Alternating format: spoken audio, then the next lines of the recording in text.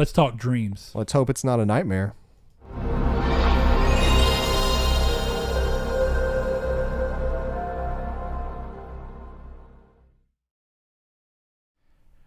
Hello and welcome to Triangle Squared, a PlayStation podcast. I'm your host, Brett, back and alongside me, Mr. Saul Bridges, bringing you guys lucky episode 84.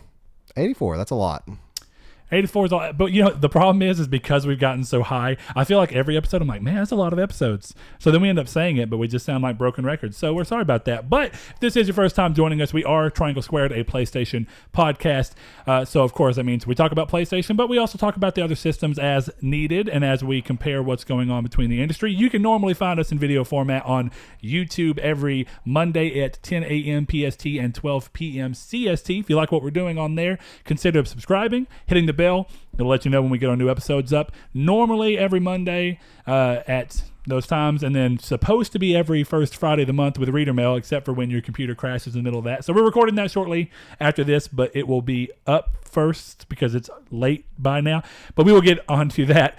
We'd love to hear about your thoughts in the comments below, or of course you can find us on other areas, but we'll make our way to there. You can listen to us on podcast services, including iTunes, Google Play Music, Google Podcast, as they kind of transition between those, and now including Spotify, just to get that out there. We're going to keep talking about it because we mentioned so long that we couldn't get on there. And with that said, I think we need to say that we are on Twitter at Triangle SQRD. We'd love to hear your thoughts there about the topics of the episode.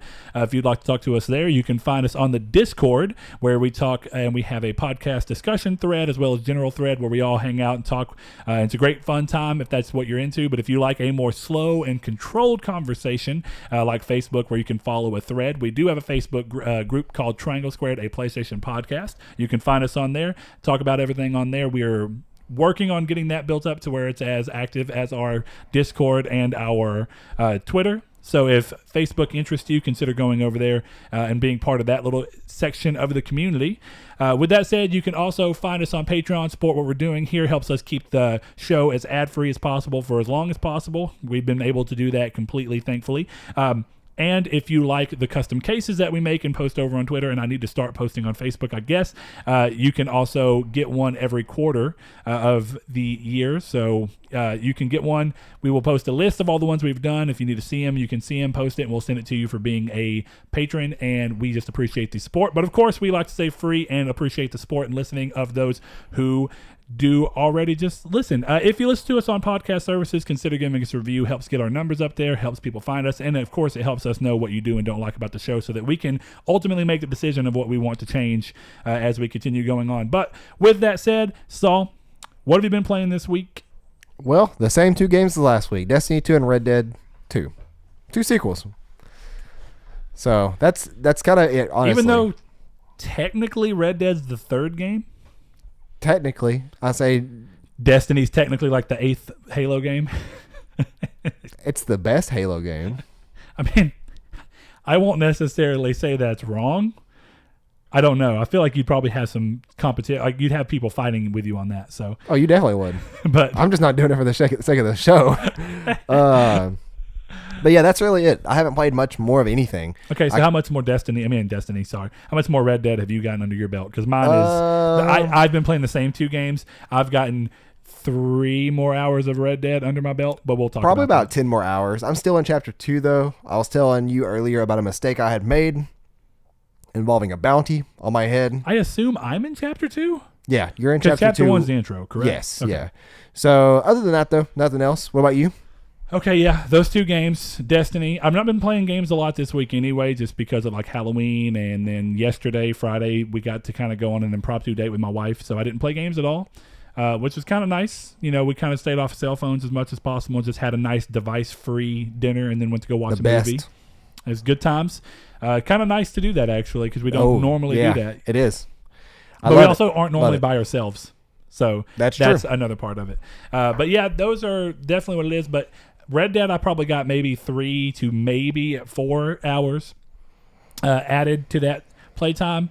And, it's one of those things where the game is not just pulling me to play it. And I mentioned that before on what would have been the Reader Mail episode. But it's a game where when I'm not playing it, I don't miss it. And I think that comes from two things. I think I didn't have the hype behind the game that leads you to, when you're super hyped for a game and you finally get it in your hands, when you're not playing it because you spent so long being hyped up about it, there's like a burning need in you to go back and play it, because it's like I just need to see it through to know if my long feeling of hype was worth it. Right. Because like even in the beginning of a game, sometimes hype can feel like it was worth it, but by the end of it, you lose that. Yeah. And it's like an interesting thing. So like when you've not beaten a game that you were so hyped for forever, it kind of just cycles through, and you're just like, it's great right now, but is it going to stay that great?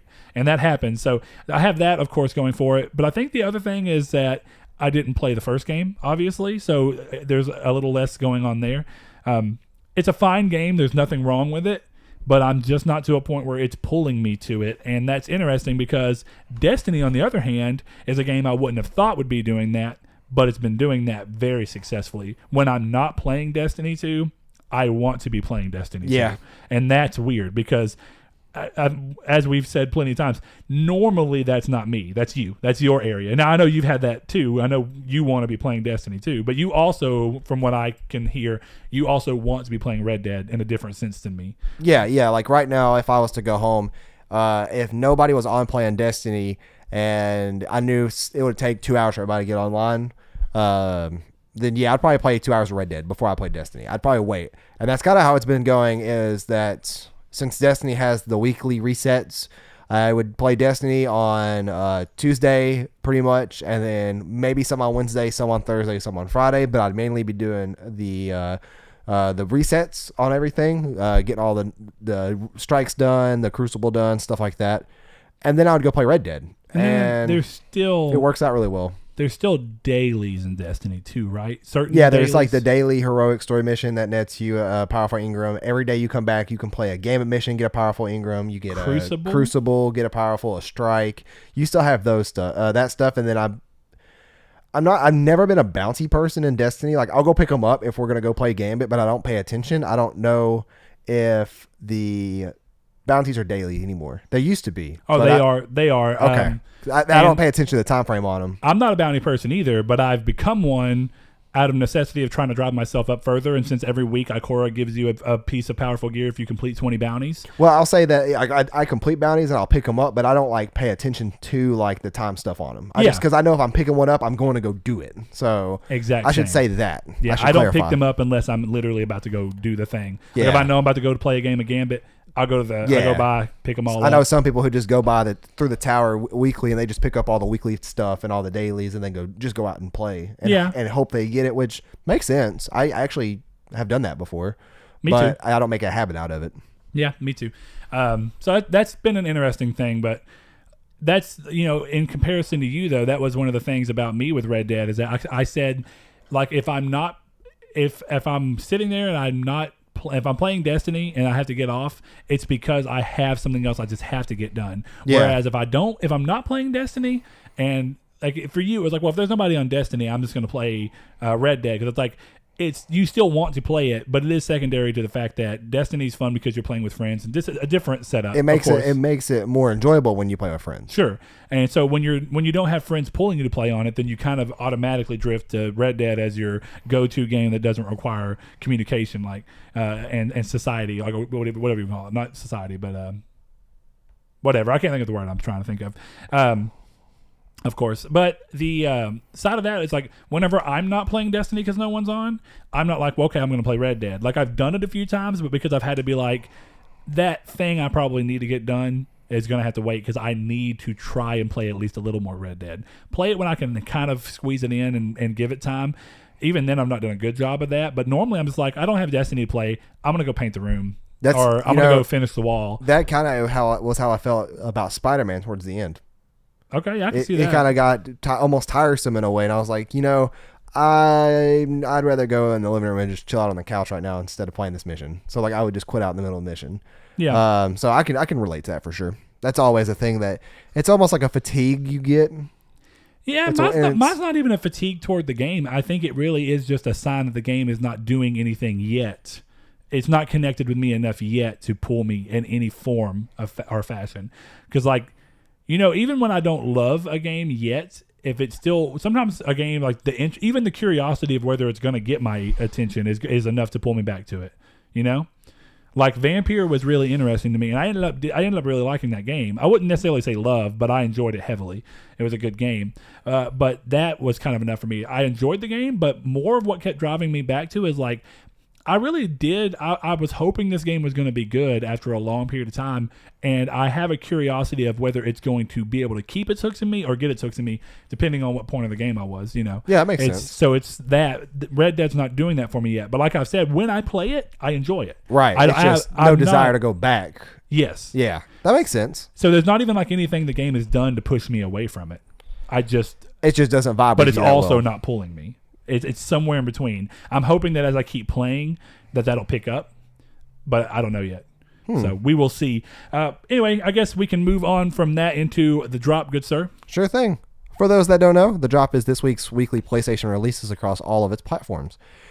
Let's see. First on the list, we have 1111 Memories Retold for PS4, Carnival Games for PS4, Deracine for PS4, Yeah. Gripe. I don't know why I can't read today. Grip for PS4. There's no E at the end.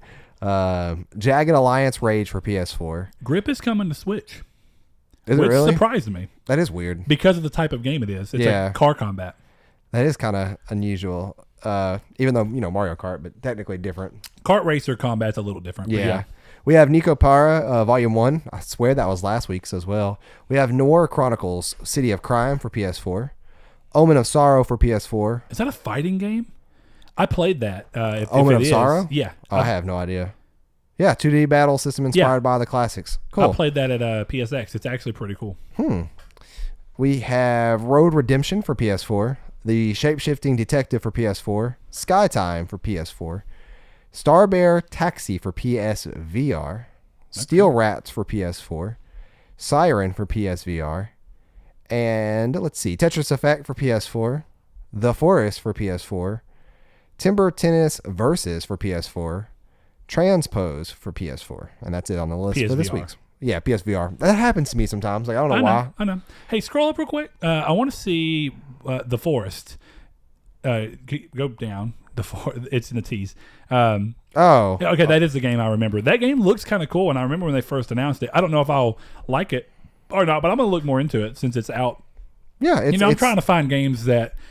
Yeah, I have a couple of games in this December season that are, throughout November and December that I want to try and pick up on once Red Dead, or even playing alongside Red Dead, because the truth about Red Dead is that I may end up playing it in such a slow burn that I don't even have it beat by the time November's done. I don't know. That could be possible. I don't even know if I would beat by November technically, unless I just spend some real time with it. Yeah, and I think the difference may be that you'll play it more, but you won't necessarily constrain yourself to doing only story. But I think even if I played it doing only story, with the way that I'm playing it currently, I can't see myself getting done with it anytime quite soon. So, I don't know. We'll see. I may try and sit down on one day and just be like, you know what? Screw everything else I have to do. I'm going to play for 4 hours straight and see if it pulls me or not. And if it doesn't pull me, then but it also doesn't push me away too much, I may keep it and just keep playing an hour or two here. But if it doesn't vibe with you at all, you could just trade it in at that point. True. Yeah. So we'll see. Okay. I will figure that out. But well, Brett, why don't we head into this weekly's? Technically, last week. This is how the news works. This is all from the week prior. Yes. But we have. So, hey, if you've been following the news, then hey, we're not going to tell you anything that you didn't already know. But in case you wanted to know. First up, indie game Undertale's creator recently began sending cryptic tweets out that eventually led to the announcement of what is currently known as Deltarune, which Corey so quickly even mentioned the fact that it is an anagram of Undertale, so that's cool. And apparently it has a lot of the items in the game have got anagrams of other stuff, which is an interesting setup. It's very Kingdom Heartsy. In that sense. Anyway, the game appears to be some sort of sequel or spiritual successor for Undertale, with there being a demo available on PC of the first section of the game. I don't know if that is planned to come to consoles or not. It makes more sense that it happened this way on PC. But we will see how that ends up going. If I remember, Undertale was originally a PC game that slowly made its way to all the consoles. Yeah, if I remember correctly, it came to PS4 first by like a little bit, but not by much. But I could be wrong. It could have been a wide release and it all came across. But it was this year. It's not been too long ago that it finally came over. And Undertale's been a thing now for almost 2 years, I'm pretty sure. Yeah. It came to Vita like only a year ago. Did it? It didn't come to Vita at all, did it? Yeah, I'm pretty sure it did. I could be way wrong, but I'm pretty sure Undertale came to Vita. Hold on, let's do some research here. If it 2015, so 3 years. Wow, I can't believe it's been 3 years. Because if it did, I may pick it up on Vita instead. Yeah, I don't know what the date was. It says out now. Yeah, I thought so. I think it was last PSX they announced that, but it may have been E3. Huh, interesting. There's like no marketing in that for some reason. Yep. Either way, we will see. The next thing up on the list, and I find this more interesting than anything because it goes to show that games have been handled in a very different way this generation, thankfully. But DreamWorks have announced Dragons: Dawn of New Riders, a game set in the world of their successful How to Train Your Dragon franchise. Alongside screenshots of the game featuring a new dragon and rider duo, these screens show a third-person isometric camera, which is interesting. That at least sets it up to where I'm not instantly like, no. And it's kind of in the vein of like a Diablo-style world, but it shares the art style seen in the animated movies, but obviously a slightly more cartoony take since the animation is cartoony, but it leans towards realism in a couple of areas. And the game is currently set to launch in February 2019, which coincides with the release of the new movie on guess what date, Saul? February 22nd. You're joking. No. I was going to say 14th for Valentine's Day, but... No. February 22nd is when the movie and this game are going to come out. Here's the interesting thing. That game's going to die. Oh, probably. But outside of how well it's going to honestly perform, here's what's interesting about this. New characters, not a movie tie-in, despite the fact that it's smart to capitalize on the movie's popularity and popularity by releasing a game around the series at the same time. But I do like that they're being smart and not trying to make it a movie tie-in where it's the exact same game. They're going with completely different characters, whereas the Amazing Spider-Man series were not movie tie-ins, but they also were, because they were like sequels to the movies. Like Amazing Spider-Man 1 took place after the first movie. It was very weird, but it was cool because it was better than replaying the movie that I just watched. Yeah, I'd rather have the movie though. I'd rather have the movie, like the game based loosely on the movie, than to have a non-canon sequel. No, it was a canonical sequel as far as the game. There's was no concerned. way that is no. I'm talking about like the Sony Spider-Man universe. That's considered. There's no way. I will look that for Spider-Man sure. game is canonical, and it works that way. As far as it says. Now the second game I don't know, but the first one, yes. That's weird. I really don't like that. That's worse. That's a lot worse. I don't know.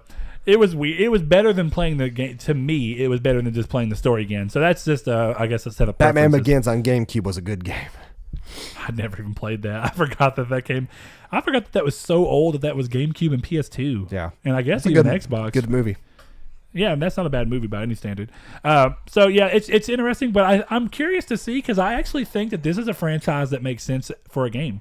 I think that this makes a good action adventure game.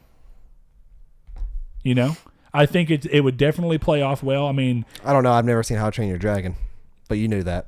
I knew it, but I've forgotten it. Yep. Now that you've refreshed my memory, I remember the sense of betrayal that I felt when you hadn't watched it. It's a good movie.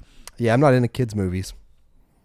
Man, but then turns around and watches like Spirited Away. Yeah, you're in for a sad story whenever the events. I'm of just 2 joking. come down. Joking, by the way, everybody.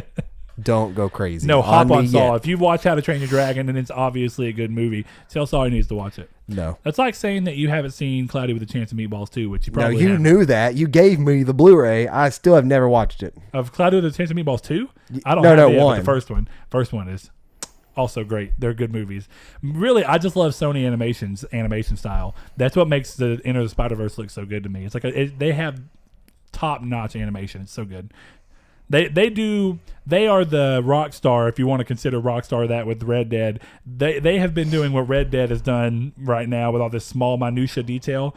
They've done that in their animated movies for so long. Like the smallest things that really shouldn't even matter are there perfect. Yeah. And there. It's really stupid, but I love it.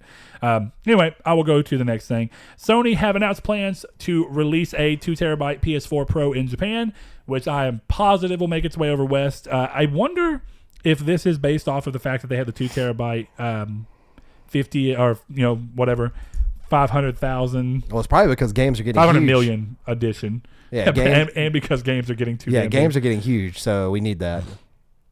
Yeah, which actually we have something coming up on that about size and how that's going to affect something in the news a little bit down the line. But I will save it for its spot so I don't get lost in here. Next up, Supermassive Games, Man of Medan. So this is the people that made Until Dawn.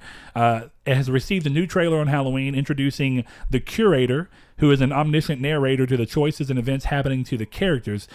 And now what's interesting about this is that this very much seems like, you played Until Dawn, right? Okay, this very much seems like the role that the therapist took on in Until Dawn. Which is cool because that was a really cool role. Yeah, I loved it. But this is even more interesting because this is where it gets interesting. While each game in the series will be separate, we talked about that a few weeks back, as was confirmed before, it is confirmed that the Curator will be an ever-present part of each new game. So despite the fact that the stories will be separate and the cast will change, he will be a through line. Is it the same actor? Yes, That's every cool. single time. I like that a lot. And there's a lot of story into it. So he has been doing this forever. He doesn't know if there's a beginning to when he's done it. They talked about this, and they talked about the fact that he understands the rules. He can view these things. He's like a voyeur of their situation, but he cannot. He typically can't communicate, but the way they're treating it is since you're the player, they're using this for some kind of like player agency in this and like a weird fourth wall breaking thing. Well, it could be similar to how it dealt with Josh in Until Dawn. In a way. Where it was almost like an exposition style like narrative that they gave you. To some extent, but there's even more in this. So like what they're doing is he realizes now that he can talk to you, the player. So like you change the way he can do things. Normally he knows how things are, like he can see how things are going, what they're going to happen, and can pick up on things, but he can't communicate with the characters themselves. But you being the player, he can communicate with you, but he can't do it straightforwardly. So weird. His inclusion is set to potentially aid players by not interfering with your actions, but offering up cryptic and ambiguous hints to try and steer players towards things they might otherwise miss. But it's never straightforward. Now, if this sounds really cool, and if they can make this work out like it sounds like on paper right now, because it's real easy to make something like that sound really interesting, but then fail to capitalize on it when you actually put it into practice. But I think that this sounds super cool. I trust them. Until Dawn's a great game, and I've actually been debating going back and getting the platinum, because the only reason I didn't is because my boo died and it broke my heart. But that's okay. It happens. You know, that's what these games are about. But I think that's really cool. And my initial thought is, and even the way they showed him in the trailer has him speaking, and I was like, man, this is so reminiscent of what they chose to do with the therapist. I was like, that's really a great idea. It's a really unique idea as well. Yeah, because it's another way to break them up from the fact that they are stylistically very similar to what you see with games like Heavy Rain and Beyond Two Souls, and of course this year Detroit. So when you're playing alongside those, the thing that Until Dawn had going for it was obviously the fact that it was just a straight up horror game, which was good. So it was also like a horror / thriller, whereas Heavy Rain was like a psychological thriller to an extent, but it's going even further by introducing this other character who plays as like a weird narrator / like he's telling you about what he's observing in a weird way, and definitely in Until Dawn, it wasn't like he didn't have the same role of being omniscient, but he had this thing where everything he was saying somehow was, even though he wasn't meaning it to, it was more like a exposition from like you were sitting in his chair. Yeah, and that's what I liked about it. But it was tying into the things. I like how the game made you choose like what you were scared of. And what was funny about that is like when you're playing it, you think like, oh, they're going to try and utilize this on me later. What was funny, they don't. They go through that book and like you thinking that you're setting the game up to be optimally scary for you, and all it does is create this weird sense of tension where you keep waiting for something to happen that never does. And I actually thought that was a brilliant way to go about that. So we will see what happens with them, and I'm really excited for this idea. Remember we talked about it's supposed to be pumping out 2 per year. If they can do this at a quality rate, I'm down. Yeah, it'll be pretty cool. They need to have a platinum, every single one of them. I agree. I think so. Next up, though, another Halloween trailer that came in was the Medieval remake for PS4. For the first time, we saw the game in its full glory, so it's acting as a ground-up remake instead of a remaster, thankfully.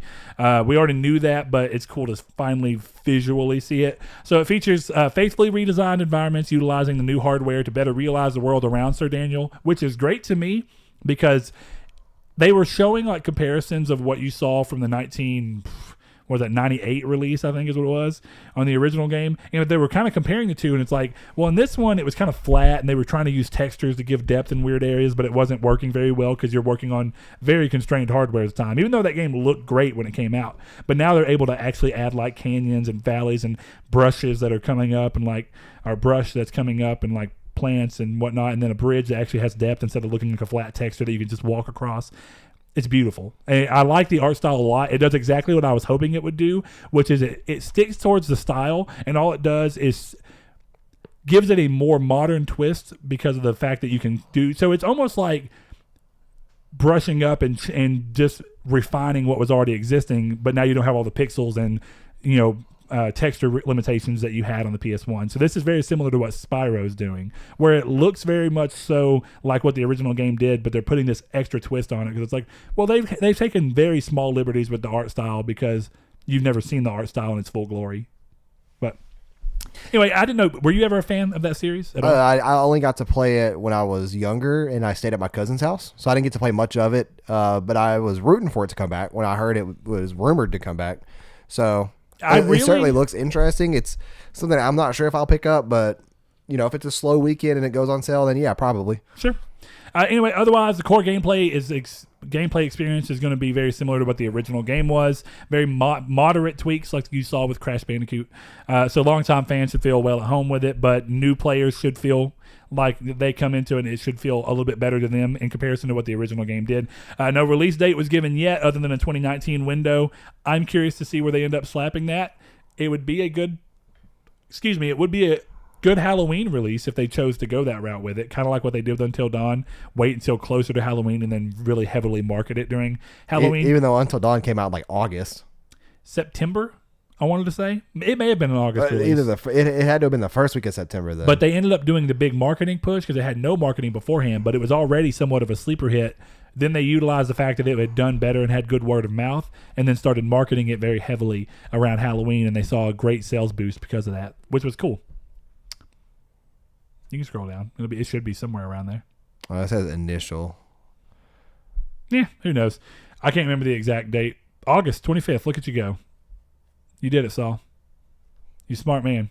Oh, yeah. Yeah. I'll say technically that's a YouTube date, but it's the launch trailer, so in that area. Yeah, close enough. Close enough. So maybe September. We will see. We'll go back and confirm that at some point in time, Saul, just to see who was right. Now it's just a competition. Next up, the Resident Evil 2 remake will also got more information on Halloween, and it will include classic costumes unlockable directly from the game. So Capcom announced this with both Leon and Claire's classic outfits from the original Resident Evil 2 making their way into this game, and thankfully not as DLC or any kind of microtransaction situation. You can get them directly from in the game. That's great to hear. Some fans, though, were really mad because Claire, in the original game, she had her costume where it's like a red vest, and it had the black sleeves coming down. She had the black gloves. Well, They kept like the little black short things that are like the compression shorts underneath her little booty shorts she's got on, but up top it's just the red vest. It doesn't have the sleeves. It doesn't have it has an undershirt. It's a weird design choice in my opinion. Well, it makes her kind of look a little odd to me in terms of her being in that situation, because it looks, which is not that weird to say, but it's just that it wasn't there originally. But I think this is a very interesting thing where you see people who are really passionate about things, and this is why remakes get so sticky realistically, and that's why even with what we've seen so far, Final Fantasy VII remake, it's been so split because some people are like, well, that doesn't look exactly like the Cloud that we had, and this is different, and what are they going to do in here, and now it's not this. People will become way too, I would say, picky. Because even though it's different, it's weird to look at, but that doesn't mean I'm hating the game or not going to get the game because of it. Yeah, well, there are some people that are saying they're not going to get the game. Yeah, there are some extremists out there. Sure. I mean, it's just, we talk about it all the time. There is an outrage culture that as soon as they see something goes away. Now, look, I'm not saying that they shouldn't try and go back and make it more accurate. Maybe they should. Even if it's just because visually to me it looks slightly more odd on screen than if she had the gloves. She looks more combat ready with the rest of the stuff. You know what I mean? And it makes her look more like she's some form of an operative. with what they showed, it almost looks like she's just a random girl who was like out on a night of the town and got caught up in some zombie situation, but I don't know about that for sure. Next thing is Bandai Namco have announced that Dragon Ball FighterZ has topped 3.5 million units in shipments and digital sales combined, leading the game to be quite a success, which is good for them, you know? I gotta say. I knew the game would do well, and the Dragon Ball series tends to do decently well, but 3.5 million for a fighting game is pretty interesting, but that's cool. Saul, did you ever even get around to playing Dragon Ball FighterZ at all? I sure didn't. You never even played my copy or against me at all, did you? Nope. I meant to pick it up on Switch at one point when it was on sale, but I just missed that. And I forgot that game came to Switch. Are you sure that one did, or was it Xenoverse? No, both of them did. Xenoverse 2. Actually, I think the first two Xenoverse did in a collection. Both of them came? But I might be wrong. But yeah, this game did too. Cool. That's good. I wonder if it looks as crisp, because I'll tell you, man, the one thing about Dragon Ball FighterZ that was awesome is that they looked so... It's the first time in a game they felt so close to the show. It was very beautiful. Gorgeous.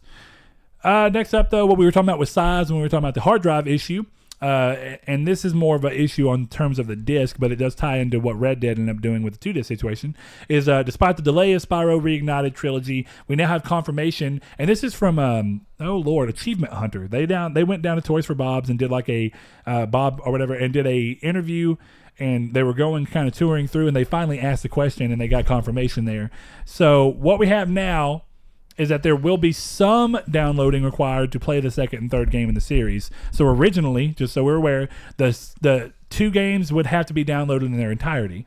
This was before the delay, whenever that came up, and there was some uproar over that. But now it appears they've managed to get part of each game on the disc. But it will require a download of some sort to get it up to par. Now, I think that this is interesting because it's unfortunate for people who still don't have internet at home, like Corey, and this is going to affect the people who would have otherwise potentially bought the game.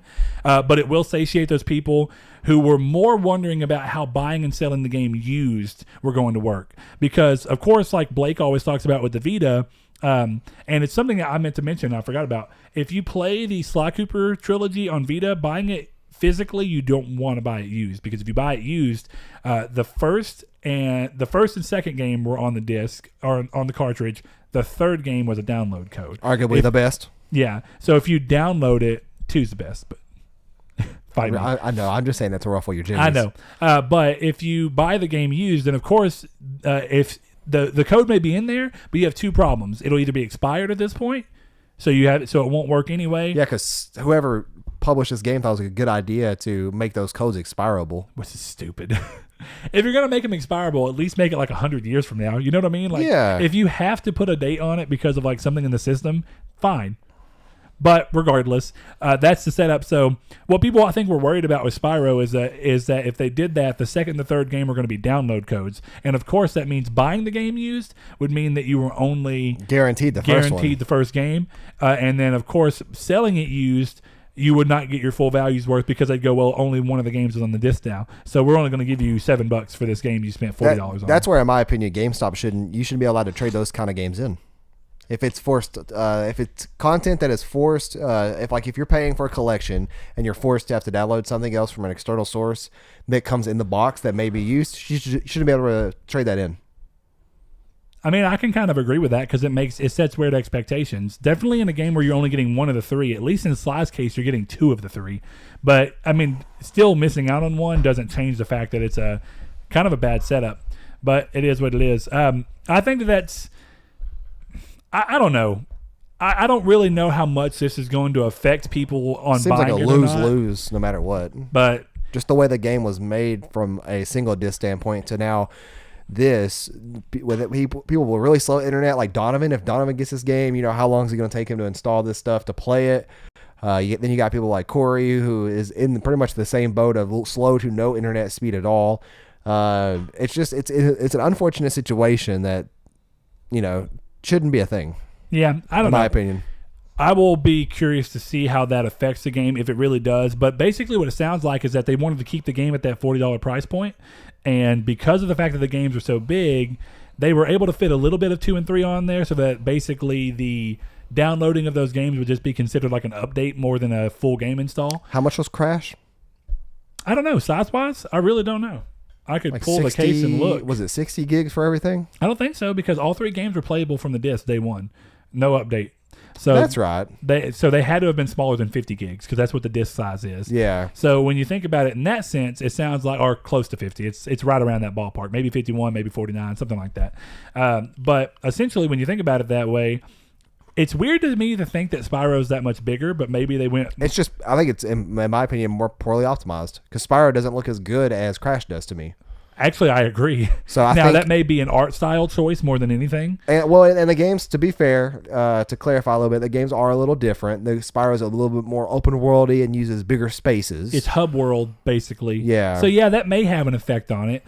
And you know what? Despite the fact that I love the Spyro games, I've never played. I played it, but I've never beat the third game. What, Ripto's Rage, or is it our Enter the Dragon? Is that what it was? That's what it was. Yeah, I was gonna say Ripto's Rage Rage is the second one. Yeah. So yeah, I played and beat that one, but it's been a long time. So not playing Enter the Dragon, maybe it was a massively different game, and I played it, but I never got far enough to know if it was vastly different or not. So there's that. But it's going to have its own effect, and I don't really know that situation helps, but it's what they've done, and I guess it's a better answer because it's a half step. And then I guess in that sense, at least you kind of satiate one group of people, even if you're still putting out the people with no internet. Yeah, nah, man, no. Nope, just lose all around for me. Hey, take your PlayStation up to McDonald's, take your PlayStation and your TV, plug it in, and then eat McDonald's for the next 5 days while it slowly downloads. Yeah, I was wondering where you're going to go with that because I'm like, yeah, you get internet. It's not good internet. Do you think McDonald's partnered with Activision to make sure that this game ended up this way so that they could get people? I think the McDonald's it's a conspiracy. Partnered with your local police department to kick people who are soliciting off their property because that's exactly what that kind of stuff is. What, soliciting? I mean, well, no, it's not really soliciting. It's damn, what do they call it when you're just there but you're not buying anything? I don't know. Loitering. Yeah, loitering. I get those two mixed up all the time for some reason. Oh, man. They're both very similar things in a way. Next thing, Dragon Quest Builders 2, and this was never a question in my opinion, but it is nice to see it confirmed, has been confirmed for the West and will be coming this way in 2019 at some point. No confirmation there. But what I did weirdly learn from seeing this, and I did not know this because I don't have a Switch, and I don't anymore, and I never bought any of the Square Enix games for Switch, but apparently Nintendo publishes all the Square Enix games in the West for the Switch, or in Japan if it requires a physical release. That's that Switch tax on Final Fantasy X. Now, that probably, I didn't even think about that. We were talking about it being the publisher's fault, but if it's not ever going to go... It's Nintendo's fault. That is so wild, though, man. Well, it's smart on Square's part, to be honest, because they're mitigating risk. Oh, they are. I mean, that's very smart on their part. And people are going to pay that price for Final Fantasy X and X-2 remasters, too, like, without question. That's what's funny is I've seen people like I even saw Sean kind of being like, well, I can justify it, but it is hard to justify because the only qualifying factor against it versus PS4 is that it's handheld, portable. Yeah. But the problem with that is that game already came out on Vita, and you can buy it on Vita for less than $20. I will say though, there are a lot of people who don't have a Vita or don't want a Vita. Oh, sure. And that have a Switch. Sure. So I will say that, it means that premium when you're spending $20, because it's $40, right? Well, the premium wouldn't matter if you had the option to buy it somewhere else cheaper. The premium only matters for people who don't have that option. Sure, but I mean, I think like we say, and it's obviously not 100% true, but I think a lot of people already have a PS4, and I think it'd be a really hard sell for the people who own a Switch and a PS4 who just maybe wanted to play it. Yeah, and to want to go. But is it really worth getting it for another $20? And some of those people may already own the game on PS4. I bought Dead Cells to play on the couch. That was $20. Yeah. Enter the Gungeon was $20. Yeah, but those games were also $20 on PS4. So you were just paying for the game twice. I'm just paying $20 extra too.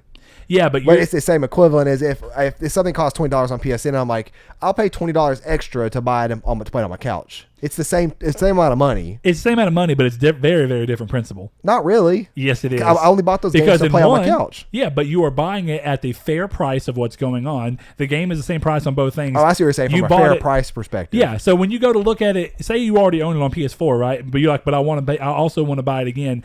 The only thing that should be the incentive to buy it again, it should be the exact same price, and the incentive should be that I want to play it on my couch and I'd like it to be portable. So it should only be $20, same price as it is on PS4, or worst case scenario, middle ground at $30. I will say though, and I think that's the biggest thing is, why are they not even doing this meeting in the middle thing? Why are they trying to go, well, you know what, this game's been out for literally 6 years on every other platform, in terms of like, you've been able to get a form of Final Fantasy X remastered since PS3. Yeah. And actually the PS3 and the Vita version came out at the same time. Wow, I did not know that. Yeah, so when you go forward from that, are very close to each other at least. I'm pretty sure it was the exact same time. And then the PS4 one came later. But when you can buy the game on those other consoles where it actually even look and run better, that's the other thing. On PS4, it looks and runs way better than it's going to look on Switch. Yeah. And that's just an unfortunate truth. But it's really hard to not go, okay, well, look, maybe this is the first time that Nintendo players will ever get to play this game if they've never been on anything but our systems, but that does not make the game suddenly double what it was on something else when it's an old game. Also, and I don't mean old like Final Fantasy X, because Final Fantasy X's old now. What, 12 years old? But when you're talking about something that, even by next-gen standards, it's old. Final Fantasy X came out on PS4 like 3 years ago. Why am I paying $20 more for something on Switch for no reason? I really don't love the idea of the Switch tax. It's a huge pain in the ass. I don't know if there's evidence behind this, but I have heard multiple people say that due to the cost of putting it on the cart is more expensive than putting it on Blu-ray. That is true. So that's where some people say that it mitigates the cost. Now, trying to back up Nintendo here. Now, again, $30, right? Sure. I paid $10 more for the fact that you had to go through a slightly harder process of getting the game to run on this console physically. But then why does that matter for digital people? Oh, 2001. I don't know what I think it was 2006. No, it's 2001. It came before Kingdom Hearts 1. Yeah. In 2002. But no, that's my thing is like, and this is where the whole all digital thing gets even worse, right? Wow. When you think about this, if the only reason it's more expensive physically is because of the cartridge, then the discount, it should be discounted. Even if that's what it should be discounted digitally. That's a whole nother conversation though, because I'm going to blame GameStop 100% and other major retailers for that, because that's the only reason that digital discounts aren't more of a thing, because they don't want to break their relationships up. Yeah, no, that's actually true. While they still need them, but the less and less they need them, the more ballsy they're going to get. They need them. Well, you're already seeing that to an extent, right? You're seeing games come out physically for $10 more, either a day and date or later. No, I'm talking about the need for these retailers. Oh, I know, but I'm saying you're already seeing some of what I'm talking about, where they're going to start taking the risk regardless, because indie games that are launching day and date. The other side of what you're saying. Yeah, or like, what I was thinking. Perfect example, Origami. I got that physically. That game was $10 more than if I would have bought it digitally, but it was also a special edition for buying it physical. So it was a little bit different, but it was $10 more. GameStop got it. I paid $10 more for it, and I could have gotten it for $10 cheaper digitally. I just prefer physical, so I paid that. But that goes to show that there's already people that are doing that. Like, well, we have the game digitally for $20, but since we're going to go out of our way to put it on physical, we'll charge a little bit more. And let's not forget that Twin Motion and I can't remember the name, the devs for Death's Gambit, but the pre-order discounts. Oh, White Rabbit. Yeah, White Rabbit. That's what it was. Yeah, but, and they had discounts for pre-ordering. You're right. Almost $5 too. So like $15 for those games is a really good deal. Steal. But let's get back on track. On track. In an interesting move, and this is truly interesting, Sony have announced a partnership with Lenovo that will allow Lenovo to utilize their PSVR design to create their own VR headset. In a statement from Riley Russell, who's the chief legal officer for Sony Interactive Entertainment, he says, quote, "This agreement with Lenovo is a testament to the quality of PSVR's design, as well as SIE's commitment to creating great virtual reality experiences and helping the VR industry expand," end quote. This is a really weird situation, and I'm curious to see where it leads, but it makes sense for two reasons. The PSVR is often lauded as the most comfortable of definitely the big, high-quality VR. Things like the Samsung Gear VR are very lightweight, but they're very limited in what you can and can't do because they're powered by a phone. So there's that. But they're lauded for being the most comfortable. And, of course, this is a smart business decision for Sony because it expands the VR market for them in general, so that if they ever make another VR headset, which is almost a given at this point, they're going to do it. If Lenovo does anything to that design and finds a way to improve upon it, they automatically get that back if that comes down to it. That's great for them. It helps get more VR people out there and expand that market. And of course, they're making money off the partnership anyway. I'm sure that they are getting some kind of a back end off of every unit sold, or they're getting an upfront charge, whatever it is. The partnership, I don't see this being downside for them anywhere. No, I don't either. Because Lenovo's not going to compete with them in the market territory, in the console market territory anyway. Well, another way to think about it too is that Lenovo, for those that don't know, have a laptop called the ThinkPad, which is one of the most used, if not the most used, business laptop for a lot of companies to give their employees. Yep. So we could see that this become more of a thing too of VR in the workplace for stuff like architects. Be quite cool to do. They already have it in with what I do furniture design and furniture drawing, a 3D setup. I'm sure you could do like a 3D tour of the product, basically. You can. Yeah. And so what you can do is you can draw up the entire room, and then you can tell it to render it in 3D. And then if you have the stuff set up, you can actually strap on a VR headset, and you can have the people physically walk through. That's cool. Yeah. What would be their office? Now you have to have a very large area to do that. Yeah. But that would help you sell definitely big jobs when they're unsure about it and they're like, I want to see it. Well, seeing it in even a 3D rendering that we print or send to you is good enough, or it's better than it's better than you nothing. Don't have. Yeah. But VR is a really interesting way, and we talk about that all the time, or a lot of people talk about it all the time. But we've talked about it too, about VR being so much more than just gaming. Like what uses does it have, and how can it really help other markets? And that's actually a really interesting one to me. I remember when they first talked about it like a year ago, I was like, wow, that's a brilliant idea. A truly brilliant idea. Because definitely when you get these jobs that are a $1.1 million job and you're spending $1 million on furniture that you may or may not be comfortable in spending, being able to get somebody in that situation, and even though we can't, the companies that do have that ability set up, that has got to be worth it to them. Yeah. What they're paying for that VR setup is way worth it. Yeah, way more than the cost that they have to sink in. And it's just because you sell one to a company that's like, just say you're out $600 in general for what you have. Sure. How many sales are you going to make because you have that? Yeah, and pay for itself. The more of them that start to be made and sold, and the more bulk that they can be made in, it'll drive the cost of materials down, and eventually they'll be able to slowly lower the cost of VR in general. So it's a good thing for the proliferation of the platform in general, and I just mean the market platform. So VR. Next thing up, Red Dead Redemption 2 enjoyed the biggest opening weekend of all time. Saul, you ready for this?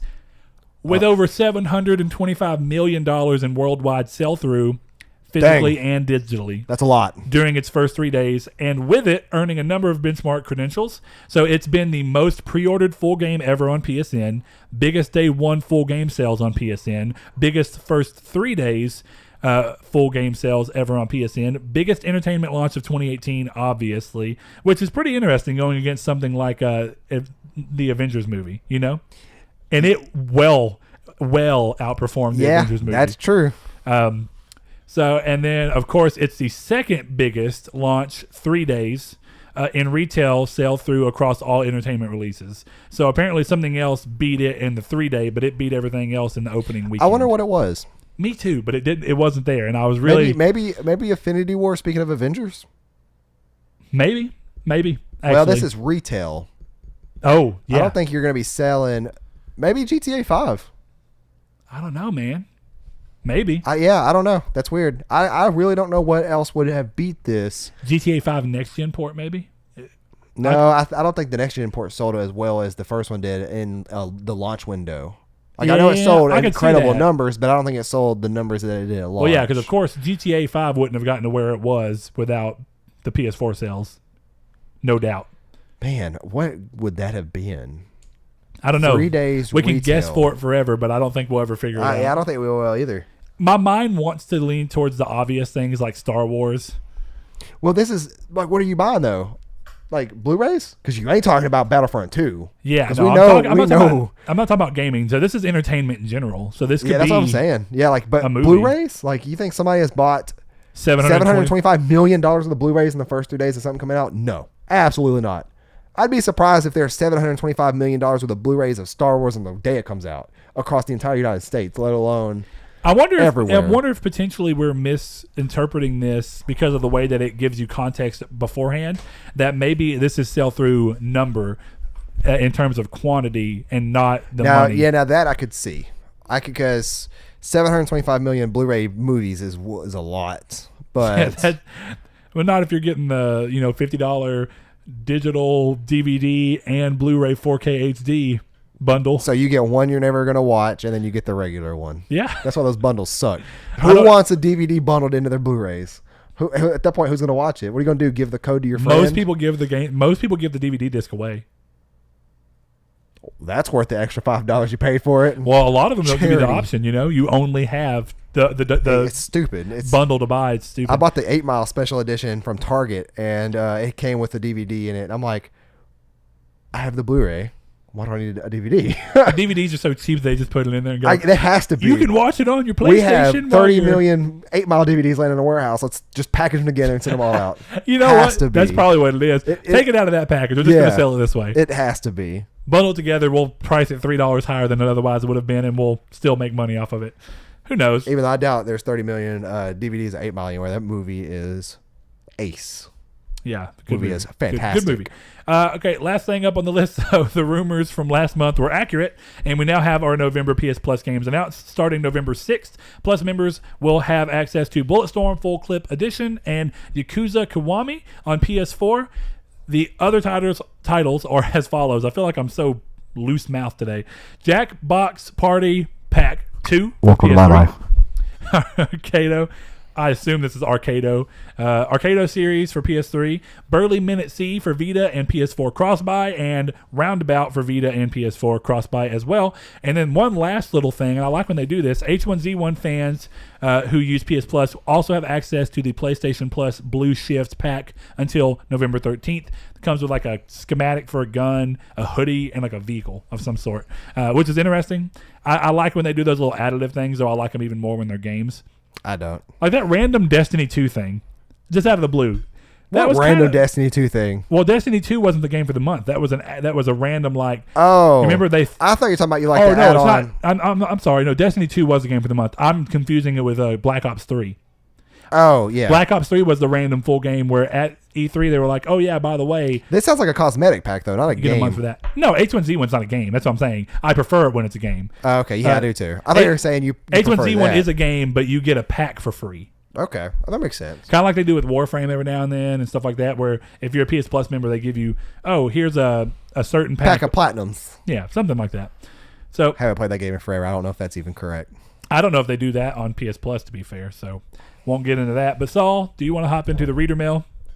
Sure thing. For those that don't know, Reader Mail is our weekly segment where we answer your burning questions and desires that we ask you guys to ask us on Twitter. Every Wednesday and every Friday, we post a tweet up, and we hope you respond. We take 2 from Twitter, 1 from Facebook. Don't forget to go there as well. So that means we also post on Facebook, yeah. We also post on Facebook. And we answer those questions on the air. Whatever we don't answer, we save them up. And we put them towards an episode that is likely going to crash in the middle of it, like this October's Reader Mail did. But anyways, let's get on. Our first question. Sorry, my mouse was in the way. I almost said have bad. I have had Red Dead Redemption 2 ending spoiled for me from a random on Facebook, only 2 hours in. This is putting me off of playing it. Have you ever had any big game spoiled for you, and how did you deal with it? Love the show. Our good bud Dan B over there on Twitter. Thank you, man, for your affection towards this show. Nothing really comes to mind instantly. Like if I've had a game spoiled for me, I'm trying to think. Like I know there's been something. I have them, sure. And what's funny is that they involve Saul's little brother Seth back when we used to hang out all the time. Oh, and it was do tell. It was sad times. So the game, and here's the thing: it wasn't brand new, but it was close enough that what essentially came down to on this though was we were playing. We would do this thing where, like, when you're a teenager and everything just works out the way that it works out, you're kind of playing in the same room by nature of what's going on. So we would typically play 2 different games just by how we ended up playing. But what ended up happening is I'm fairly positive I was getting the platinum in Infamous 1, which was my first ever platinum. So I was rolling through and I was trying to get, because the last trophy I had to get was for the stunts where you had to do this and this to blow somebody off the roof, and that's a stunt. And I'm glad the second game didn't have that because it was really annoying. But anyway, I was going through that and I was getting mad because it was like they would always manage to just avoid something somehow. That happened in Spider-Man a few times where you're supposed to knock somebody off of the building, but then suddenly they land a very specific way against something. Or this thing where when you knock them off, if they're close enough to a building, a web will which I get this for the Spider-Man doesn't kill. Right. But like if they're close enough to a building, He'll web them. It'll web it. Like he won't do it, but there's like a device that will like web him automatically to the building. It's like I needed him to fall because that was part of the challenge here. Why are you trying to ruin my life, Spider-Man? Yeah. Insomniac more. So it was one of those things where we were doing that, and I remember that he was over there. We were both playing Dead Space kind of just at different times, and it was the end of Dead Space 1. He doesn't give me any warning at all. I wasn't paying attention at first, and he was just playing, chilling there, and then randomly I look over and it's the final boss, and I'm just seeing the end, and I go, Seth? And he goes, what? I was like, is this the end of Dead Space? He goes, oh yeah. I was like, you didn't think to tell me that, so maybe I could just pause and leave for 20 minutes while you beat it? I bet you were livid. I was. And it was even worse that I had managed to forget, right? Because I stopped playing Dead Space because of it, because I was so mad. I stopped playing Dead Space for like 3 months almost, and Seth used to come over all the time. So we kept going like that. And I can't remember what happened, but at that point in time, 3 months passed. I was getting ready. I didn't tell Seth this, but I was like, I think I could play the game again. I've basically forgotten what it was that I saw. So it's going to have a little bit more impact on me, right? And then Seth starts talking about Dead Space and thinks that I have beaten it, just to tell me what the end was again. And then I immediately go, Seth, what the hell? You ruined it for me the first time. Just do it again. 2 in a row. And I was so mad because I was like, 2 in a row. Seth, how are you responsible for both times that you ruined the same game for me in a very short window of time? And I can't remember. There was a small period in my life where I was trying to get him back for it. Like, know if he was playing a game and then me potentially beat it first and just to go back to him. Or just go look online like what the ending was. I wouldn't do that, but... No, you should have. I don't think I ever got him back, but I should have. I think mine, the It closest angered me. I can come like off the top of my head with an example, or I mean with an experience, is that technically the playthrough of beer. I think I've had a stroke. Like today, does it smell like burnt toast in here? I mean, even when we were at PetSmart, like I was fumbling with my card, but in near Automata, I hate my life. I try not to pronounce it the wrong way, and like in me having to pronounce this game the wrong way so many times, I forgot how to pronounce it the right way. You said Aunt Tom. Is that a game where you play as like your aunt's just around as a robot? And near Automata. See, I pronounce it. So I've heard so many people pronounce it wrong that I somehow picked up the pronunciation of it wrongly, and now I've said it wrong so many times. It's in my head now as the wrong pronunciation. Look, Saul, just roll forward. We know what you're talking about. Yeah, tell me the story. I got spoiled. Ending B, or not ending B, playthrough B. How so? The major component that changes in B. Oh, just why? Like, no, the component. I mean, yeah. Yeah, I got spoiled that, which kind of irritated me really bad. Yes. Yeah. Yeah. I'm pretty sure they heard you on the mic. There's no way. Okay, we'll see. But yeah, so that right off the top of my head, I can't really think of anything else that was spoiled to me that like really sticks out right now for some reason. I have others. I know it has happened, but I'm going to go with that one. I have, on the flip side of this question, this is just something that's interested me since I've started working where I work. My coworker, Mario, he's the weirdest dude. Anytime he likes something, he does not care if you give him the ending at all. It depends on the media for me.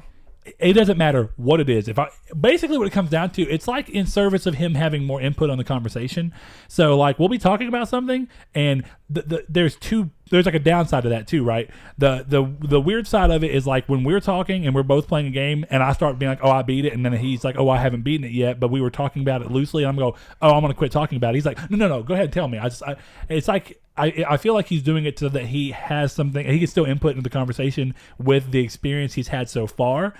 But the downside of that is because his brain's always doing that, and he doesn't really care if he gets something spoiled, because to him, just playing to that point is still fun, or watching to that point is still fun. Which to me, yeah, it's still fun, but it just takes away a little bit of the magic, you know? Right. Like there's something nice about getting a surprise or a twist going.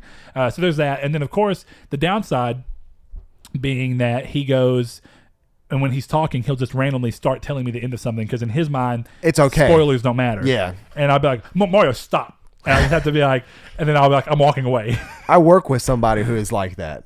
Oh, I think I know who. Yeah, we do know who will continue talking about something. It's like, listen, you're talking about stuff, and it's not really spoilers, but it's about something I don't want to hear about because I want to experience it. But number 2 on this week's Read a Mail, I actually really like this question because I think it's meant to be as a joke, but I also like it because it's an interesting question. Have you guys ever seen a ghost with a boo emoji? Happy Halloween, Richard Rivero. Good friend, Richard. Good friend. Yes. I think I have. Like a real ghost. Where, when, and what do you think the reason was? So I was growing up with my dad and my brother, the before mentioned brother that spoiled Dead Space, and we would go to the cabin a lot. That's it's about an hour away. Oh yeah, and we would go to the lake and stuff during the summertime, and we would stay at the cabin. Well, I feel like this was a dream, but when I think back on it, I'm like, this was no way a dream. This really happened. I just feel like I convinced myself that it was. But I'll never forget it because it's still like, if I'm thinking about it, it like gives me chills if I haven't thought about it in a while. But I got up to go to the bathroom, and we had like a bunk room. It was like a bedroom with just like 8 bunk beds in this cabin. And we had a bathroom in the corner, and the bathroom had a window that looked out into the woods because that's literally, there was nothing at this cabin except wood surrounding it and a driveway. There was no like yard or whatever. It's all considered woods. Well, like I remember looking out, I remember seeing the weirdest thing, and being as I was probably 11, maybe 10, but I looked out the window and I'm like, is that somebody standing over there? So like, I remember I turned off the light real quick, and then I threw the blinds, or not the blinds, the shades closed. And then I went over there and I started peeking out, and I could see somebody standing over there in the moonlight. And it looked like it looked like somebody who was in 70s, like gym clothes, like a really tight jersey and like booty shorts, but it was a really tall, slender guy, probably my height, and he was in just booty shorts. Well, it was like, you know how gym shorts were back then, the Harlem Globetrotter style shorts. Okay, I got like real short gym shorts. I thought maybe you were talking about. Did you ever watch that show on Adult Swim that was like, oh Lord, how can I? The people were blue, and I don't know why I can't remember it. Anyway, one of the characters always talked about Japan and their hot shorts. People were blue. I don't know what that is, but no. Mission Hill was the name of the show. I've never heard of that, but no, he stood there, and never seen that either. But I remember him standing there, and he wasn't looking at me, but he was looking away. And I was like, okay, this is kind of creepy. So like I went there and I got my dad, and I woke my dad up. I'm like, I think there's somebody outside. And so my dad grabbed his hunting rifle, and we went out on the front porch, and he looked over at the spot. You could see it plain as day from the spot we're standing at. There's nobody there. So we stood there, and if you've ever grown up in the South, or even just around general wooded area that's massive acres of woods, you'll know that if at night you go stand outside, it's dead quiet when you're nowhere near any like form of city. And we had a highway next to us, and there were no cars, and it was dead silent. And my dad had this really bright mag flashlight, and the mag light was shining. He was shining it all over the place. Didn't see anybody at all. So I remember going back to sleep, and this is where I convinced myself that it was a dream, because it took me years to remember this story fully. Like, you know how when you have a dream, you'll lay in bed and you'll be like, oh, that was kind of a cool dream. I did this, this, and this. But then like 8 hours later, you'll look back on it like, well, I can't remember what that was. Yeah. But I remembered it clear as day this morning. It was like that, where I couldn't really remember it that well, but looking back on it, I remember it a lot more vividly. So it was... There's some interesting psychological stuff behind that, though, too. Well, it's about to get real weird. And this is where I maintain that this really happened, or this... it's split. It's either a dream or this happened and I saw a ghost. But when my grandma died just a year later, we were at her house and we were cleaning everything up. And this sounds kind of morbid, but as a kid, that's probably one of the best weekends of my life. I caught that mosquito. I'm proud of myself. Continue. Sorry. Anyways, but I think as a kid, that was one of the best weekends of my life, even though my grandma had passed, because I didn't know my grandma that well. Like I was kind of young and I didn't really understand how death works when I was, when you're that young. And all I knew is that we had a Nintendo 64 sitting up with GoldenEye and Ocarina of Time, and my cousin came down, and my cousin lived where we were hunting. But we were cleaning all kinds of stuff out, and my dad brought in photo books, and he brought them all in, and I remember me, Seth, and Brett, coincidentally enough, that was my cousin's name. Yeah. We were all going through those photo books, and I saw the guy that was standing out in the woods, and he went to high school with my dad, and he was on the track team. He was wearing his track team outfit when I saw him in. Now, I think that looking back, because when I saw that picture, I got freaked out. But this is one of those things that, like, we used to go through photo books all the time as kids at my grandma's house. So I'm thinking that I saw that picture before and then I dreamed it happening and it just felt real. And then so since I have seen that picture before, but I didn't remember it, that it was like subliminally in my dreams. Mm-hmm. Or I just saw my dad's friend from high school dead. Obviously not alive and not that young. So here's an interesting part of that is like the way dreams work is like anything you ever see in your dreams is either something you've specifically seen before or an amalgamation of all the faces that your brain has seen before. Yeah. And it kind of like morphs them into like things. It's very interesting. But a lot of times your dreams are populated by things that your brain remembers, which is why I've been massively curious forever. People who are born blind, how do they dream, and like what do they see in their dreams, and like how does it feel like in comparison, because like do they, and I don't know if this is, I really should look into this because I feel like someone's probably tested this or at least asked, that's an obvious question where if I had a blind friend I'd probably ask them that, like, hey, when you dream, like, do you see stuff? My friend Hayden, when I was growing up with, his brother was blind, and when but was he born blind? He was born blind, sure. And his dreams, all his dreams were just the same blindness, but he heard voices, and the voices he would try his best, like he would in real life, to like put a shape to, because he could feel your face and get an idea of what the face looked like, but he never really knew what it really looked like. Sure. And that's how he dreamed. I don't know. So he if dreamed that's like the same. in voices. So it's essentially the same thing. Like, so when you dream, of course, we still hear stuff in ours, but we don't focus on the voices as much. Right. We focus on the visuals. Yeah. So it's like your brain taking all this visual information it has. And I almost think, and this is, again, probably something that's been confirmed, but I think that your brain probably utilizes dreams to kind of like index information and like re-bring it up so that you don't ever truly forget certain things. Because like, you ever notice that dreams like tend to happen in areas you've been before that you don't go to often, but for some reason you still remember them? Or it's like, is my brain pulling this up in this dream so that it can always remember what this is? Like, it's finding a use for it in this dream so they can re-index it and be like, there we go, we've accessed that recently, now it's on the surface in case we need that information again sometime soon. And it's like, it pulls from weird experiences. The brain's a really interesting situation in that. We've talked about this longer than I anticipated. The short answer for me is no, I don't believe in ghosts, and I don't think I've never seen any that I'm aware of. I had that, you let your brain get the best of you whenever I saw the Ernest Halloween troll thing in the window that I talked about like 4 episodes ago. I don't recall that at all for some reason. Anyway, yeah, so whenever I talked about that. Oh, wait, never mind. Yeah, I do. Yeah, and then Josh posted a GIF of it. Yeah. Okay. I don't know why. Like, I was sitting there thinking, I'm like, Ernest. And for some reason, I was thinking about Bert and Ernie. Yeah. But no, that's never happened to me. But yeah, no, there's a lot of weird things that go around in that. So I am curious of whether that was a dream or not. Here's the thing. Even though I don't believe in it, I'm not one of the people that believe, like, I'm not going to try and downplay your experience because your experience is your experience.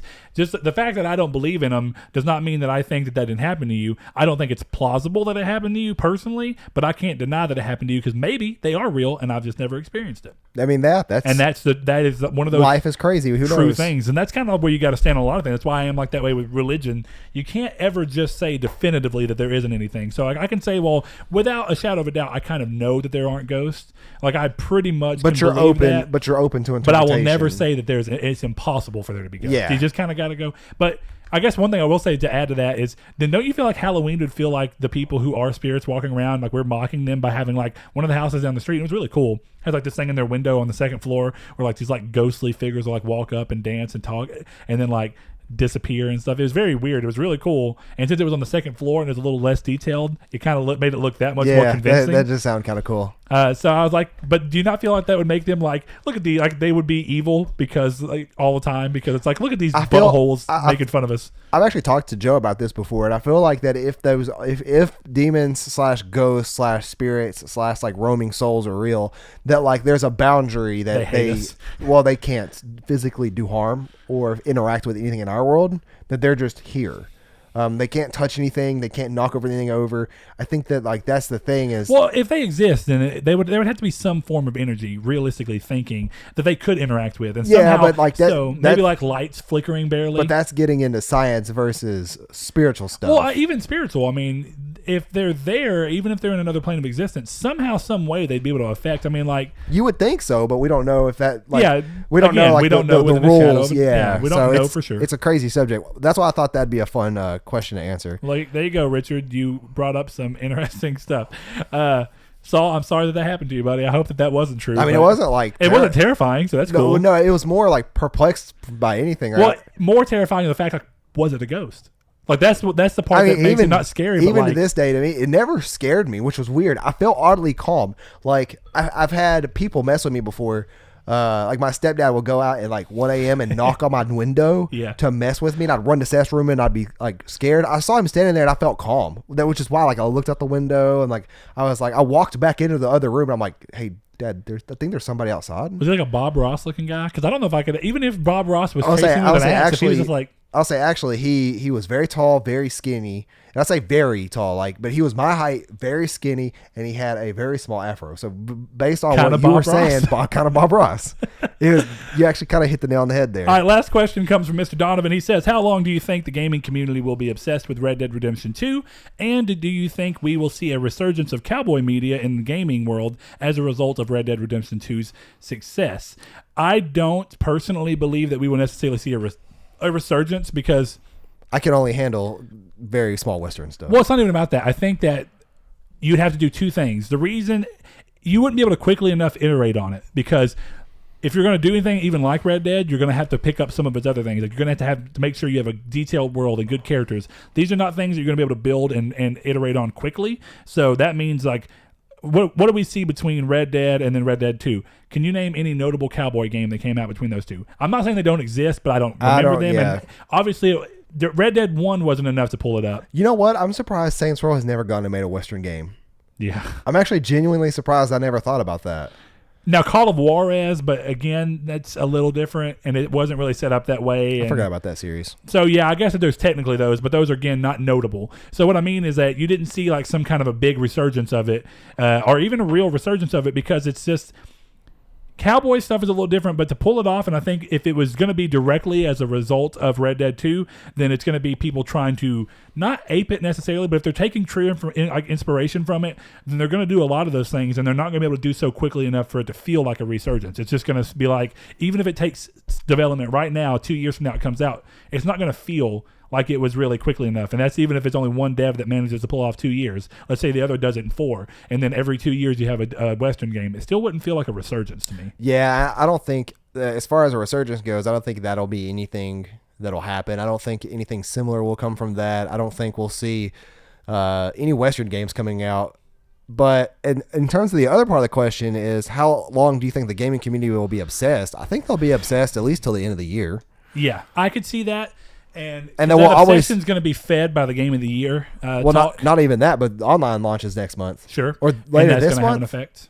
Yeah, is it October. November? November. That's what I'm sorry. I'm pretty sure it's November. Okay, so yeah, later on this month. So it's going to stay relevant until I would say the longest it'll stay, and I mean by real, I mean like headlines and like in the news. I think it'll stay there until maybe March. Well, so there's that. Now I think what he means more is like literal the gamer's obsession, because like right now, despite looking at gaming media, if you just look at like gaming social groups or like even like social media groups like Reddit and stuff like that, there's a lot of buzz and talk about Red Dead right now. That kind of lasts, like every game gets a bolt of it, right? Yeah. And I'd say that at most games see, if they're lucky, about a month of it, if they're lucky.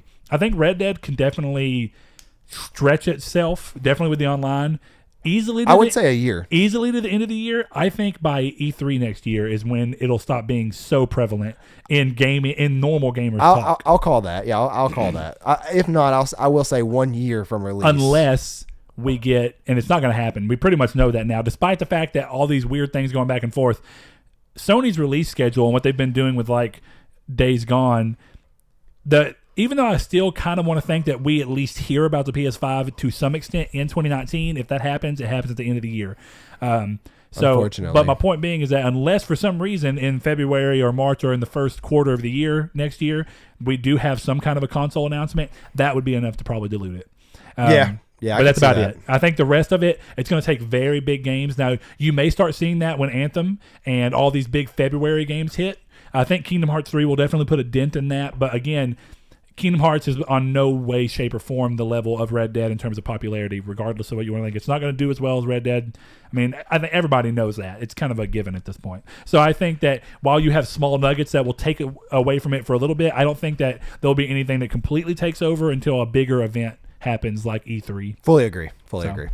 Well, I guess with that being said, Brett, would you like to lead us into the main topic of the show? Something I think that's going to be a sweet and very, I don't want to say short, but compact topic. That's a fun one that I think was going to rely on a lot of community discussion to look forward to our Discord group about. And I think it's a good time considering what happened this weekend revolving around. Like, we've seen more of it this week, but I'll go ahead and move into it. This stems from a question from Sean Santarud, but it also stems from Dan Barber was talking to us, if I'm not mistaken, on Twitter about it.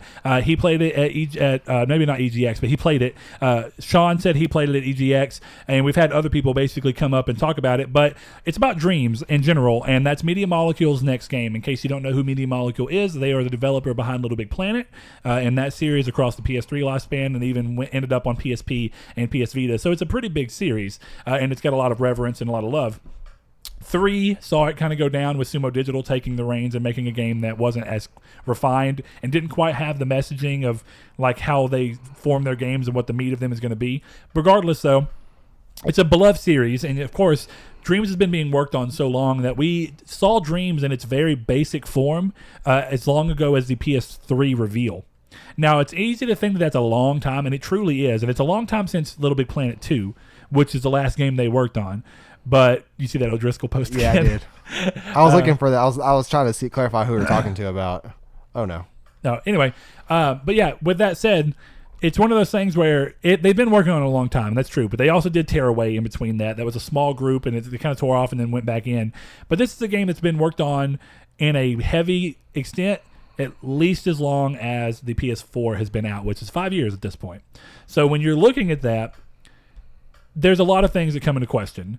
One thing that I think a lot of people talk about, and we've seen it, like Mikey12 on Twitter mentioned, he's like, I still don't know what it is. Yeah, I think that is total fault too. Media Molecule. Well, and Sony, right? Because it's not just Media Molecule. It's up to Sony to push Media Molecule to continuously do that.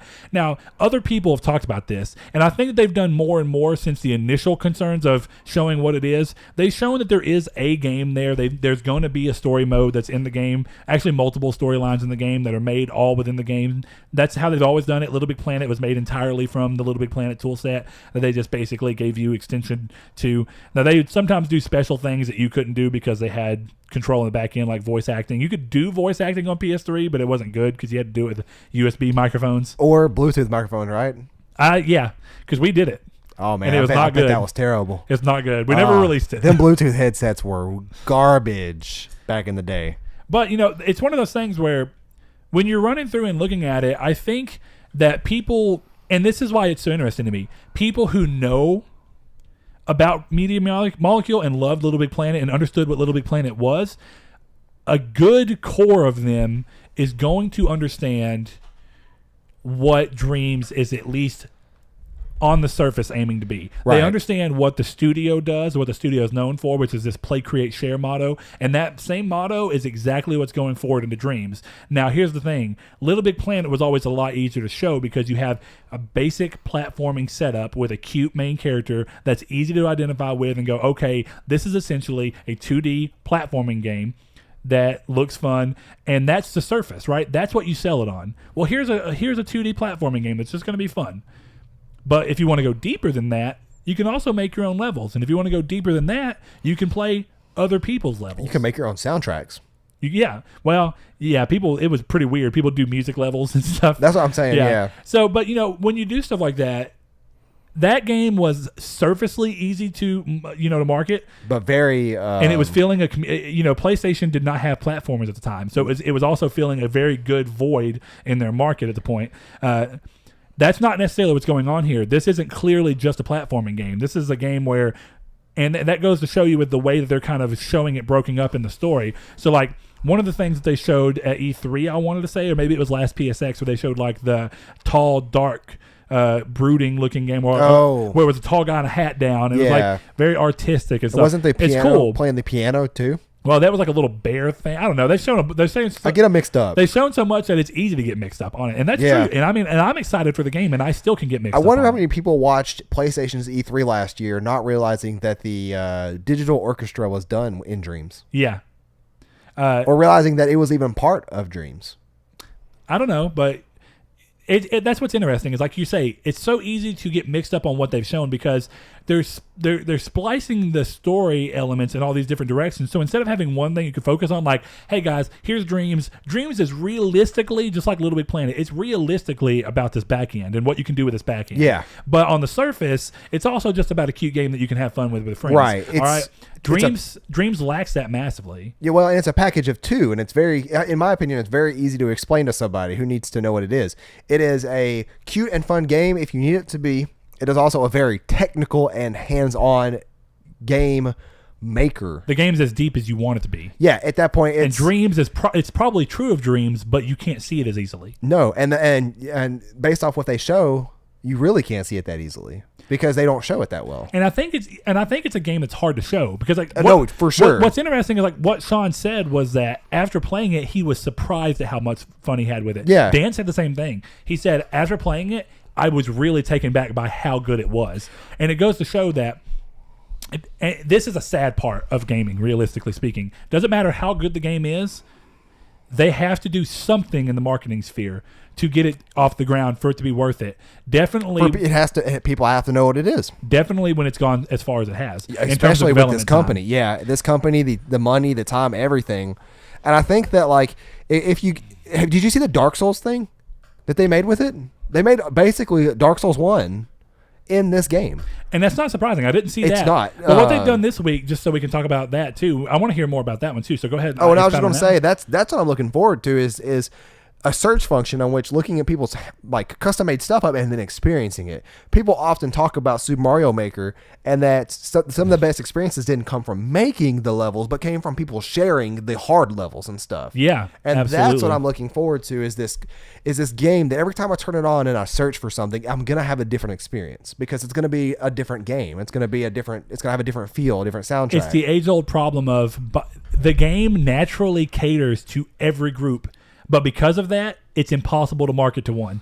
I've seen a picture and I really laughed hard at it because it's kind of true. But it was the picture of the No Man's Sky promotion at I think at E3, and it had unlimited possibilities, and it had a big old X on it, and then it said Dreams right at the top, and then it was like real unlimited possibilities. I'm like, that's kind of unfortunate that No Man's Sky got this kind of marketing. When I believe Dreams is going to be a higher quality product, a more customizable product, a better overall package, and but it has even nothing then, gotten anywhere close. Even then, No Man's Sky is easier to market as to what it is. Yeah, you like that's the thing though. Is like to me, Dreams could be that way if they just did it right. Well, and I'm not saying they're doing it wrong. They're doing a really interesting thing. But they're doing it wrong. Showing the game right, I should say. I'm not going to say showing it because I think some of it does come down to the way they're making the story. I think that instead of trying to make 3 or 4 different storylines that you can go through, that like one's this dark brooding thing, one may be a cutesy platform. I think that would work quite well. One's doing the other one. It's the fact that they're doing that, but the problem is that every time you show it, it looks different, and so people who aren't as glued into it, they're confused by the fact like, wait, last time you showed this to me, I swear that this was like this. They think it's a different game, or they think the game's gone under developmental changes and it's completely different. Yeah, and I think that's why if they would have done what they did with Little Big Planet and go, hey, here's all this back end stuff that really is what's taking us so long to work on this game. That's why this is taking so long. But on the surface, if they just went with one type of game and then sold it, right? If the whole game was just going to be nothing but this moody, crazy storyline, right, where you go through and make decisions, it was essentially like a Quantic Dream game inside of theirs, and that was what they wanted to show, then fine, you can market it off that. It's not a great marketing plan. To be fair, I think Little Big Planet would be better, but the point is that you have a clear, concise market. that you can market on the surface to. And then the people who are going to look into it further, they get to do all the rest of the back end stuff. And you can share off of that. That's true. Now, too, I think that, yeah. of course, if you want to go even brighter, they could have done a new like Tearaway. Tearaway was not the same as Little Big Planet in terms of how it platformed. So they could have made a new platforming experience that wasn't 2D, and maybe it was a very specific way that they went about doing it, but then that's all they showed was just the platforming element. And they go, okay, here it is. This is a story. There are no multiple stories in this that we made. Instead, there's one that we made that's ample in size. So if you buy the game just for this, you're getting more than enough from your money's worth here. But if you want to dig deeper, you get your money's worth in the rest of the depth. That's what I was gonna actually say. That's a very, very similar thing, is that they should have made the base game for this. They should have advertised that as the game, and then be like, well, that's not all you're getting. On top of this, you're getting your own content creation kit, basically. And you like this game, make one of your own, and then they could go through cycles of showing the brooding stuff, the happy stuff, the funny stuff. They could go through that, but to market the actual what the story is as the actual and game. The core gameplay of the main front surface experience. Yes, the one you get that when you go in there and you press what I'm going to assume is start new game is everybody the one everybody will experience when they play the game. That's the best way to experience. Yeah, the one everybody will play. The constant that everyone will have to see. Because I guess you could try and say, well, the constant is going into the content creator, but that's not the constant, because that's going to go very different depending on who you are and what you like about the game. And then the other side of that is that's not the constant that you need to market off of, because things like Little Big Planet, there are people that love playing other people's levels, but the reason they enjoy them and buy the games early on is because they get to play the story and then they get to play other people's levels. They don't even ever want to touch the level editor. They don't want to do it themselves. Honestly, I'll probably tinker in Dreams a little bit with it, but honestly, like I'm going to be looking for stuff depending on how it works. If it's depending on how time consuming, I should say, on the content creator. If it's really time consuming, I probably won't be able to work with it. But if it's as easy or if it's simple to use, then I will I'll actually lay out and make a game with a story for that. But I don't have enough time in the world to make a depending on how deep it is. Sure, and I think here's what's interesting to me. One of the things I want to do is an effort to show that this game is going to be a good game, and that doesn't mean all this is more of a personal thing of, hey, I just want to say, I'm excited about the game and everything they've shown so far. Like recently this week, they showed, because it was the 10-year anniversary, November 2nd, for Little Big Planet 1, because Little Big Planet 1 came out November 2nd in Europe, even though it came out just a little bit earlier. It came like a week earlier in the U.S. So the technical 10-year anniversary from the country in which it was made was November 2nd. And with that, they did a stream where they recreated the entirety of Little Big Planet 1's first level, the gardens. I've heard of that. I never saw that, but I've heard of that. It is sick. In terms of it's sick because of the potential of looking at it going, well, that's another. It looks so. They even recreated the Little Big Planet Poppet in the game. That's another way to market this game. That's crazy. Like to have your devs make this make a Minecraft one, make a Dark Souls one. I got you. Hey, make a couple of other things and just show you're a fan of this game, this series. Like this is content made by fans for fans. And I don't even need to go into it, but because I was just supposed. Is that supposed to be a Dragon Ball Z character? Yes, it was. Kiki gets drawing stuff up. I mean, I wasn't going to call you out, but no, it looked cool in its own little. It weird did way. look cool, but it did not look like a Dragon Ball Z character to me. He was going for that Tarzan art style, boy. That worked flawlessly well. Anyway, Kiki, I love you so much. Anyway, listen. My point being, what's interesting about this? What you just said. This is great for marketing, right? The Little Big Planet people who see this and go, wait, they made Little Big Planet again in this game? That's amazing. Yeah, it gives them an idea of the tools they have to create with. And the tools other people have to create experiences that they get to experience. Like we talked about for the people that don't want to create their own. Yeah, that's what I'm, but the flip side of that is actually Sean Neo, our boy No Fate, he actually recently tweeted to Callin about what I assume Callin talked about Dreams recently. I'm not sure. I'm sure he did. He talks about it all the time and about how he doesn't think it's going to do good. But Sean mentioned in a tweet that what if they utilized Dreams, and this would have been incredibly interesting, right? What if they utilized Dreams to make a Little Big Planet sequel completely in Dreams to sell Dreams? So the story of Dreams is actually Little Big Planet 4, and that's what you're playing, and that's the whole game. But then the back end of Dreams is still so much more expanded than Little Big Planet traditionally was. That would be really, really cool, actually. And I said, you're not going to find that. They are not going to do that. They just aren't. Did you say that Callin thinks that this game's not going to succeed? Essentially, now not necessarily from a critical level, but from a sales level. See, I think, and I think that there's a lot of arguments to be made that yes, there is reason enough to have some kind of a fear that Media Molecule may not be around anymore after this. The only reason I could see them potentially still being around is the user content creation, keeping it there's up. that, but I think that there's something to be said. They are the most creative studio that I think I have ever seen, and I think that Sony has so much of a boon in having them and the way that they think about game development and what they do, that as long as their games continue to be critically well received and word of mouth is positive in a decent sense to where it's at least a positive buzz around them, they may keep them just on virtue of that alone. Now, of course, we know that Sony's not, they're not shying away from closing studios that don't perform the way they see, but here's the difference. They closed down Guerrilla Cambridge. They did not have a big name. To be fair, the only series they ever really worked on that was that big was Medieval, and then, I mean, they have something else in there, to be fair. I can't even remember what it was. I remembered them from Medieval, and then I remembered them from Killzone Mercenary, obviously. Yeah, I was going to say, which Mercenary? Because they got rebranded. Was it Mercenary? Yes, it was Killzone Mercenary for Vita. And then, of course, Riggs was great, and it's one of those sad things where they got closed because they just weren't a big name. And that's why I'm also worried about Days Gone and Bend. Bend does not have a big name. But Media Molecule in the industry has got a massive name because they're interesting. Oh, for sure, yeah. Everybody, if you say, like, even people who aren't hardcore fans of PlayStation, and you say Little Big Planet, they know what that is. Sure. And that's what I mean. My dad, who actually does like PlayStation, but he loves Little Big Planet. I bought it for PS3. Dude, it's super easy to play. He played the hell out of the game. It's super easy. It's very forgiving to play. But there is in that game some very hard levels that have the potential to pop up because of the way it is, and it works out fine.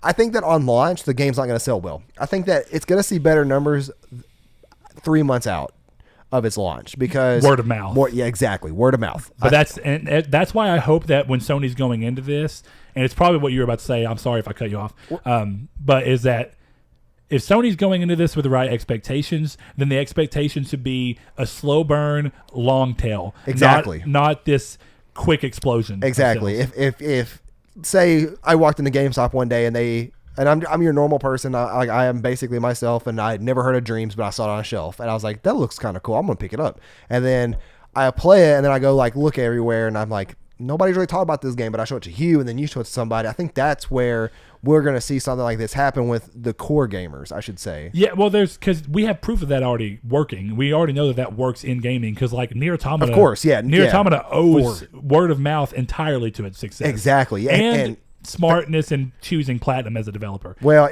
that gave it a good head start. Fan arts and the community around the game definitely that's did I could think of the word service community. for them. Yeah. Yeah. And that's so I think that. And it goes to show, like I said, Nier Automata got to 3 million sales over a longer period than most games would.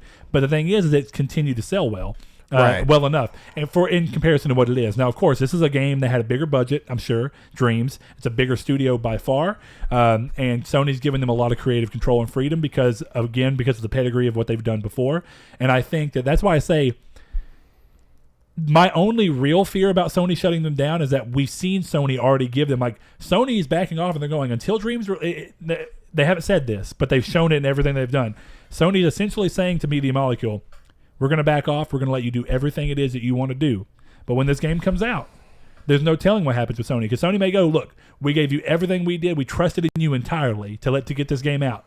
But after that, if this game doesn't perform, even despite us giving you every bit of creative control that you needed, chopping block it is. Yep. And I'm not saying that that's actually going to happen, but I it is a see small that fear. happening. Yeah, and it's something that's foreseeable in the future if this game is to I don't want to say flop, but I don't think it'll happen quickly. I think Sony's smart enough in knowing that this game is kind of it'll happen probably after I would say a year to a year and a half after the game launched. Because of the way... At least 6 months out. At least. See, I would even argue, though, that 6 months is where the game would pick up the most. 3 to 6 months is where I imagine. Depending on the release date. If it comes down to only word of mouth. Now, they may be able to nail down marketing that can better show off what this game is. I hope so, because we don't even have, like, any solid release information. You know what's weird is I'm really surprised that they've not leaned even, and maybe they will in the actual marketing, like the legit marketing that goes on commercial wise and whatnot. Right. But I'm surprised that so far they've not leaned far heavier into every trailer they've shown and every time they've shown the game as Media Molecule, creators of Little Big Planet. Yeah. They are not leaning on the Little Big Planet name as much as I imagined that they would. Yeah, and like I would even expect like Sackboy or something to show up in like one of their trailers because I'm sure he's going to be in the game. Well, essentially now he is in a. They put out that YouTube video of them recreating Little Big Planet 1 in the world, and I'm going to show you it because it's amazing.